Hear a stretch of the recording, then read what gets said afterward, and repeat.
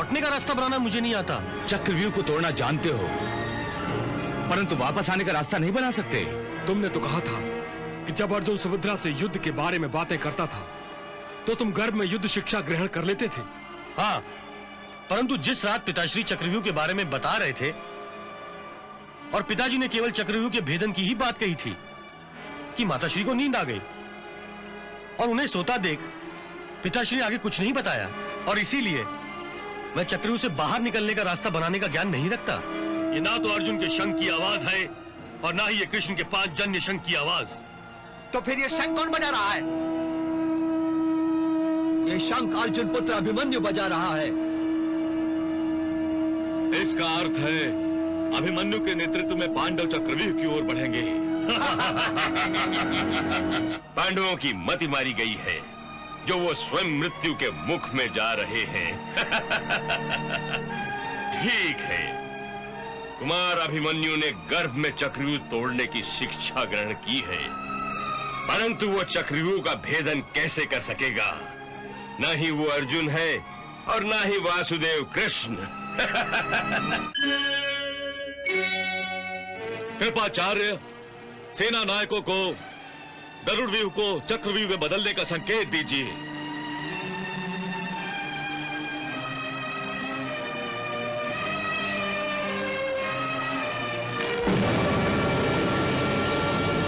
महाराज, सेनापति द्रोणाचार्य ने चक्रव्यूह बनाने का आदेश दे दिया है।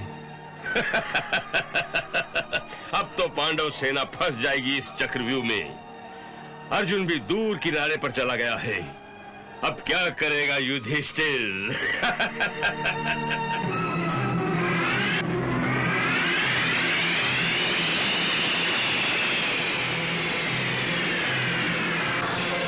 महाराज धर्मराज शंख ध्वनि सुनते ही चिंता में पड़ गए हैं। ये एक के बाद एक शंख ध्वनियों की आवाज सुनकर ऐसा लग रहा है कि जैसे कौरव आपस में कानाफूसी कर रहे हैं। शंखों की ध्वनि में ये राग पहले तो कभी नहीं सुनाई दी थी। कहीं दुर्योधन युद्ध सभा की भांति युद्ध भूमि में कोई छल का खेल न खेल जाए। ये सब क्या हो रहा है?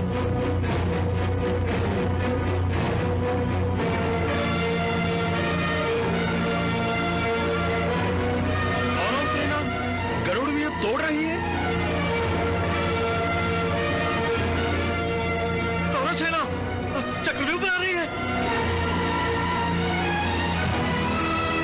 चक्रव्यूह की रचना शुरू होते ही पांडवों में खलबली मच गई है महाराज। मारे जाएंगे पांडव, मारे जाएंगे। अपने आप को महान योद्धा समझने वाले पांडव केवल चक्रव्यूह के उल्लेख से ही भयभीत हो गए। इस समय उनके लिए चक्रव्यूह एक समस्या बन गया है, क्योंकि चक्रव्यूह को तोड़ने की जानकारी रखने वाले श्री कृष्ण और अर्जुन रणभूमि के दूसरे छोर पर युद्ध कर रहे हैं।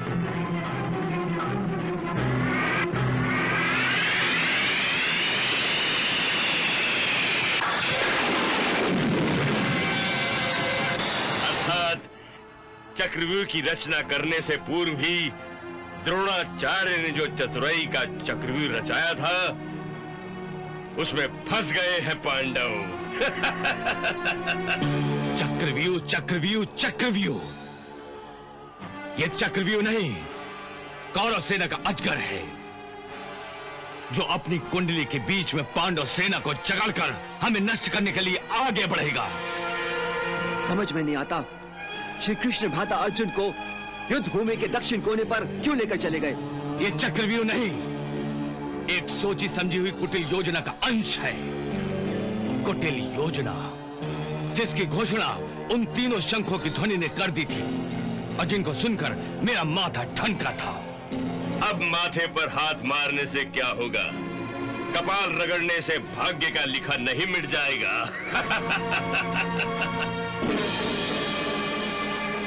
चिंता करने की कोई आवश्यकता नहीं है भ्राताश्री। मैं अपनी गदा से कौरवों का यह चक्रव्यूह तोड़ दूंगा।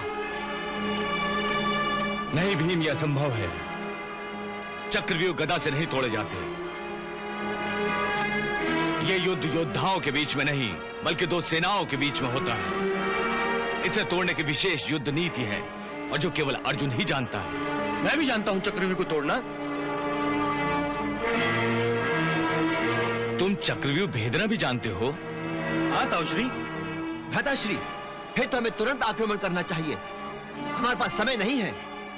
हाँ भ्राताश्री, ये चक्रव्यूह किसी पिशाच की भांति हमारी सेना को निगलने के लिए आगे बढ़ रहा है।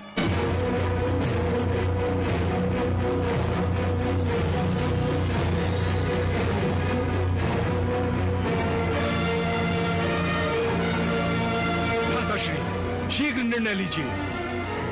ठीक है अभिमन्यु, चक्रव्यूह को भेदने के तुरंत बाद तुम वापस लौट आओगे।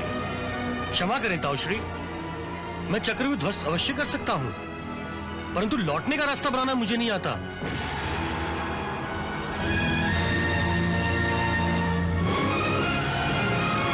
क्या चक्रव्यूह को तोड़ना जानते हो, परंतु वापस आने का रास्ता नहीं बना सकते? नहीं। तुमने तो कहा था कि जब अर्जुन सुभद्रा से युद्ध के बारे में बातें करता था तो तुम गर्भ में युद्ध शिक्षा ग्रहण कर लेते थे।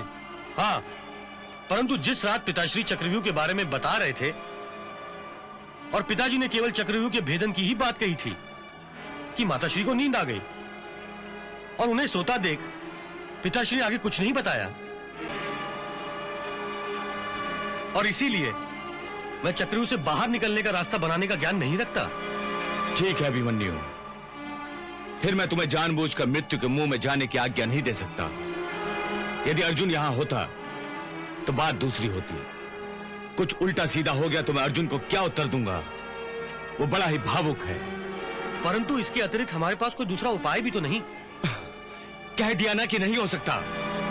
यदि मैं चक्रव्यूह ध्वस्त नहीं करूंगा तो फिर उस समय आप पिताश्री को क्या उत्तर देंगे जब पांडव सेना के योद्धाओं की लाशों से युद्ध भूमि ढकी होगी और उसमें मेरी भी लाश होगी? अभिमन्यु, भ्राताश्री, अभिमन्यु ठीक ही कह रहा है। मरना है तो मार कर मरेंगे। हाँ भ्राताश्री, आप चिंता मत कीजिए, मैं अभिमन्यु के पीछे पीछे चक्रव्यूह में घुस पड़ूंगा। हम अभिमन्यु के पीछे अपनी पूरी शक्ति लगा देंगे। यदि तुम सबका यही विचार है तो ठीक है, मैं भी तुम सबके साथ रहूंगा। अभिमन्यु, तुम आक्रमण की तैयारी करो। जो आज्ञा ताऊश्री।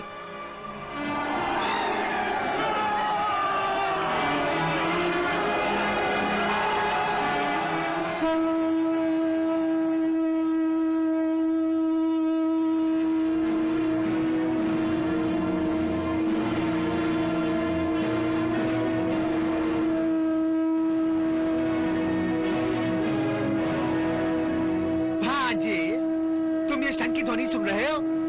कहीं अर्जुन वापस तो नहीं लौट आया? नहीं मामाश्री, ये ना तो अर्जुन के शंख की आवाज है और ना ही ये कृष्ण के 5 जन्य शंख की आवाज। तो फिर ये शंख कौन बजा रहा है? ये शंख अर्जुन पुत्र अभिमन्यु बजा रहा है। इसका अर्थ है अभिमन्यु के नेतृत्व में पांडव चक्रव्यूह की ओर बढ़ेंगे। अभिमन्यु! आक्रमण! आक्रमण!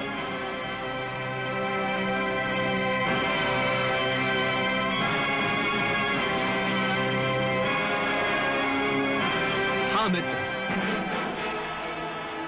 अभिमन्यु के नेतृत्व में पांडवों ने आक्रमण भी किया है, परंतु चक्रव्यूह से टकराना आत्महत्या के बराबर है। भांजे, विनाश काले विपरीत बुद्धि। लगता है पांडवों का विनाश काल आ गया है। तभी तो अभिमन्यु के नेतृत्व में चक्रव्यूह का भेदन करने चले हैं। हाँ संजय, शकुनी ठीक ही तो कह रहा है। पांडवों की मति मारी गई है, जो वो स्वयं मृत्यु के मुख में जा रहे हैं। ठीक है, कुमार अभिमन्यु ने गर्भ में चक्रव्यूह तोड़ने की शिक्षा ग्रहण की है, परंतु वो चक्रव्यूह का भेदन कैसे कर सकेगा? न ही वो अर्जुन है और न ही वासुदेव कृष्ण।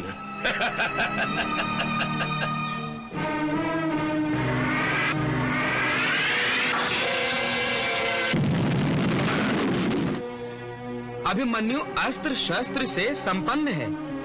उसने केवल गर्भ में ही शिक्षा प्राप्त नहीं की है, युद्ध का अनुभव भी है उसे। उसका जीवन तलवारों की छांव में बीता है, इसीलिए उसमें इतना आत्मविश्वास है कि वो चक्रव्यूह को ध्वस्त करने निकला है।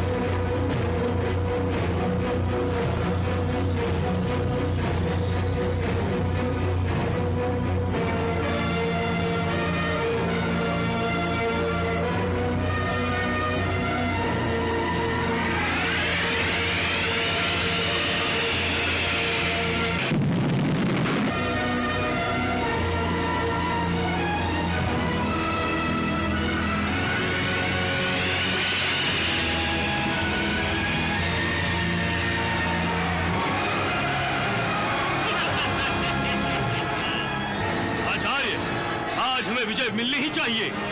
युवराज, विजय या पराजय मनुष्य के नहीं, ईश्वर के हाथ में है।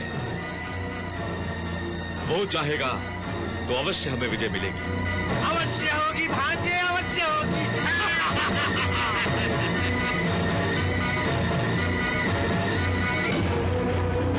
अभिमन्यु, चक्रव्यूह में हम प्रवेश कैसे करेंगे?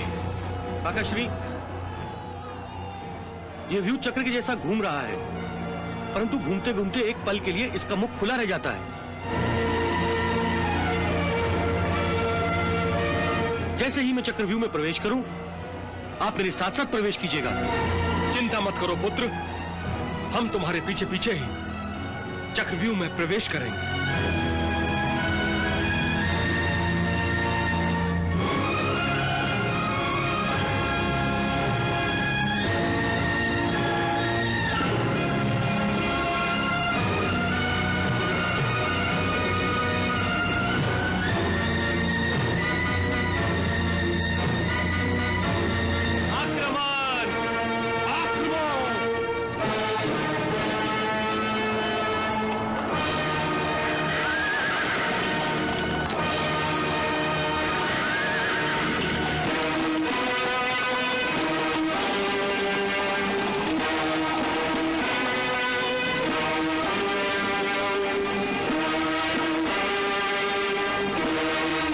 चक्रव्यूह में प्रवेश करूं, आप मेरे साथ साथ प्रवेश कीजिएगा। चिंता मत करो पुत्र, हम तुम्हारे पीछे पीछे ही चक्रव्यूह में प्रवेश करेंगे।